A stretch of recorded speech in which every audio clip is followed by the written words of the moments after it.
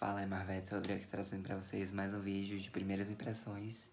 Eu acabo de voltar da sessão de pré-estreia de Thunderbolts Asterisco. E vamos lá, né, gente? É um filme que me surpreendeu positivamente. Na verdade, eu acho que foi pra maioria, né? Porque, vamos lá. Pra começo de conversa, boa parte do público não tava nem aí pra esse filme, achando que ia ser mais um filme feito pela Marvel. Não é bem assim. Eu diria que eles escolherem personagens que o pessoal não se importa tanto, serem tipo personagens secundários, terciários, literalmente os esquecidos, né? Foi o maior acerto desse filme. Tipo, beleza, tinha o Bucky, tinha a Helena ali no meio, mas pega o Guardião Vermelho, pega a Fantasma, a Treinadora, e aí joga um personagem novo no meio também. E, gente, foi muito bom. Particularmente, eu achei que foi uma escolha bem acertada da galera. Por quê? Porque eles pegaram personagens, né, um núcleo bem mais pé no chão, por assim dizer, né? Porque, a Helena é uma viúva negra. O Buck, o Guardião Vermelho e o John Walker, né, eles são super soldados. A treinadora, ela copia golpes de luta e a fantasma, ela desaparece e aparece. Nenhum tem realmente superpoderes ali. Só o Sentinela, obviamente. Mas calma. Depois eu entro nessa questão. Principalmente na parte com spoilers. Mas o que eu quis dizer? Pegaram gente como a gente, por assim dizer. Criando assim uma forma de conexão. Algo que se conectasse com o público. Uma forma de se identificar, por assim dizer. E eu sinto que isso é algo que os filmes mais recentes da Marvel, né, estavam deixando de lado, estavam abraçando mais esse lado super, mais quadrinhos. Não que isso fosse ruim, porém o charme dos personagens da Marvel em si era justamente ter alguma coisa para se identificar. Vamos pegar o melhor exemplo disso, o Homem-Aranha. Ele é gente como a gente, né? Ele trabalha, ele vai, tira foto. Por acaso ele tem superpoderes, por acaso ele é um super-herói. Mas, aí que tá, o povo gosta do Homem-Aranha porque elas se identificam com ele, elas veem coisas do seu cotidiano no personagem. E eu acho que trazer esse lado mais humano, mais comum, né, para Thunderbolts foi um acerto da trama. E, gente, outro acerto foi o lado emocional e psicológico do filme, porque ele aborda pessoas quebradas, pessoas que fizeram coisas ruins no passado, que eram vistas como vilões ou anti-heróis, né? E elas meio que não têm mais um propósito, elas só estão lá existindo, tem um vácuo, né, por assim dizer. E meio que elas têm que se unir para fazer alguma coisa.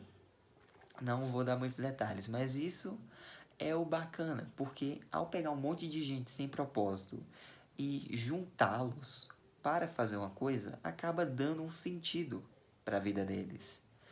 Esse filme é muito sobre seguir em frente, mas também sobre analisar e enfrentar o seu passado. Porque todos temos traumas, coisas que no geral queremos, né, guardar para si e enterrar bem lá no fundo para não deixar transparecer. E muitas vezes isso dói. Isso dói porque é um peso na consciência da pessoa. E ter que enfrentar tudo isso sozinho, uma hora a pessoa não vai aguentar mais. Esse filme fala sobre isso, sobre saúde mental, de certa forma. E eu tenho certeza, muita gente vai se identificar com a trama. Não é um filme perfeito, tá longe disso, obviamente, mas não é um filme ruim. É um filme muito bom, na verdade. Eu dou um 8,5, porque realmente o filme é isso. Não tem como ser tão melhor. Se lotassem de fanservice, poderia até ser que fosse bacana? Poderia, mas particularmente com a tonalidade da história, não ia combinar. Vamos falar um pouco dos personagens?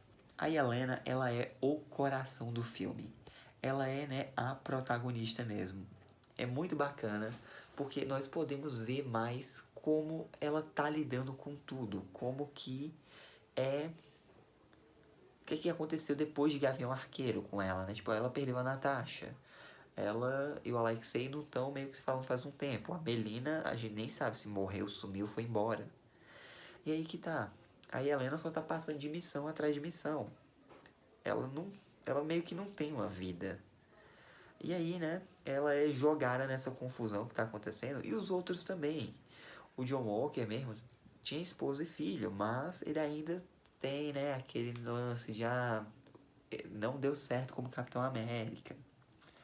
Eu não tenho muito propósito. A Eva, né, a última vez que a gente viu, ela tava lutando para continuar existindo. Tanto é que o Scott e os outros tentaram ajudar, né? Nem sei como que a Eva sobreviveu ao blip, essas coisas. Mas, enfim, a treinadora mesmo, tipo, sei lá, ela tá lá, né, no filme. Mas vamos lá, falar dos outros personagens. O Bucky, ele tá lá, ele não rouba a cena, mas ele tá muito bom. Porque, vamos lá, não tem muito o que desenvolver do personagem. Ele já teve uma construção bacana. E ele já passou por muitas das coisas que os personagens estão enfrentando. Porque eles têm uma coisa em comum que é justamente o fato, né, de meio que não terem um propósito, terem feito coisas ruins no passado e não saberem muito bem como lidar com isso. Mas o Bucky não, ele já esteve lá. Ele foi o soldado invernal, ele foi curado disso, ele lutou contra esse trauma e ele venceu. Então é bacana trazer um personagem que já passou por essa jornada e a superou num grupo que tá passando por essa jornada. E, tipo, nem é meio que um grupo, né? É só um monte de gente aleatória que, por incrível que pareça, tava no mesmo lugar ao mesmo tempo. E tem motivo pra isso na trama, mas enfim, né? Vamos falar um pouco do Bob, o personagem novo? Ele é completamente carismático. O Lewis Spielman mandou muito bom. Ele é genial. Eu gostei do personagem. E eu acho que o pessoal vai curtir o Sentinela e o Vácuo, né? Por assim dizer.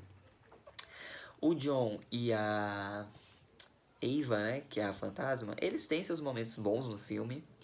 Mas, como eu diria, o destaque maior mesmo é pra Helena. Não é que ela rouba a cena, que 90% do filme é sobre ela, não. A história gira em torno desse grupo, mas a Helena, ela meio que é a peça central porque ela se conecta com a galera. Ela meio que vai guiando, né, o público e a galera ao mesmo tempo. Ela meio que amarra todo mundo, né, por assim dizer. Ela é um laço pra galera. O Alexei, eu gosto da relação dele com a Helena. Claro, ele tá bobão, essas coisas, mas particularmente não me incomodou. Inclusive, esse filme tem um time bom pra piadas e nem tem tanta piada assim, pra falar a real. O filme tem uma dosagem bacana. Ele sabe ser sério quando deve ser sério, ele tem os times pra piada, né? E também é um filme melancólico, por assim dizer. É isso que eu quero falar mesmo, porque, tipo, ele consegue mesclar bem esses tons. É literalmente um filme bem humano da Marvel Studios. E, inclusive, ele encerra a fase 5, se não me engano, é o último filme. Quarteto Fantástico já vai ser o próximo, né? O primeiro da fase 6. Eu não sei se Coração de Ferro é parte da fase 5 ou da fase 6. Acho que é da 5, mas em questão de filme acabou. Que mais? A Valentina, ela continua do jeitinho dela. Tem a personagem nova, a Mel. Ok, o papel dela na história. Não pega muito tempo de tela, mas também não é mal aproveitada. E a treinadora, ela tá lá, né? É o que eu posso dizer sem entrar em território de spoilers. A história, ela é bem simples. Não tem algo, uau, muito complicado, precisa explicar, não. Ela é bem direto ao ponto, explica tudinho que o público precisa saber. Temos alguns flashbacks aqui e ali, cenas novas, obviamente.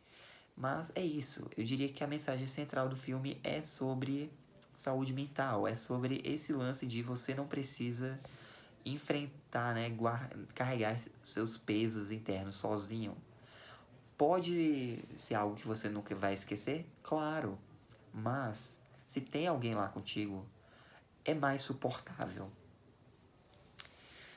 E o filme, né, tem... O final do filme, ele explica o porquê do filme se chamar Thunderbolts asterisco, né? O final do filme explica isso. E o filme tem duas cenas pós-créditos. A primeira é uma cena mais bobinha, tem a ver com o filme. Acho que vocês vão se divertir. E a segunda cena é um pouco mais longa, continua, né? Sendo envolvida com o filme, mas Mas essa cena já encaminha, né, para as próximas produções. Eu tenho certeza que vocês vão curtir. Tenho certeza disso. Inclusive, já dá para vocês terem uma ideia de qual vai ser a cena se vocês prestarem atenção nos créditos do filme, mais especificamente nos sons, né? Mas se não, esperem até a parte que tá listada lá músicas. Porque toca, né? Porque mostra lá o nome de todas as músicas no filme. Mas tem uma música que ainda não tinha tocado. E é um tema de um certo grupo aí de personagens que eu não vou mencionar. Mas é isso, gente. Minha nota para Thunderbolts Asterisco é um 8,5. É um filme muito bom da Marvel. Não é perfeito, mas eu diria que é bacana. E quanto à dinâmica do grupo, eu diria que é bem semelhante a Guardiões da Galáxia Volume 1. Então, vão esperando uma coisa mais ou menos assim. Mas é isso, o vídeo fica por aqui. Espero que tenham gostado. Deixa um like, se inscreva no canal, te assina para não perder nenhum de novo. Fica Deus coração, Jesus te amo. Forte abraço, até a próxima e falou!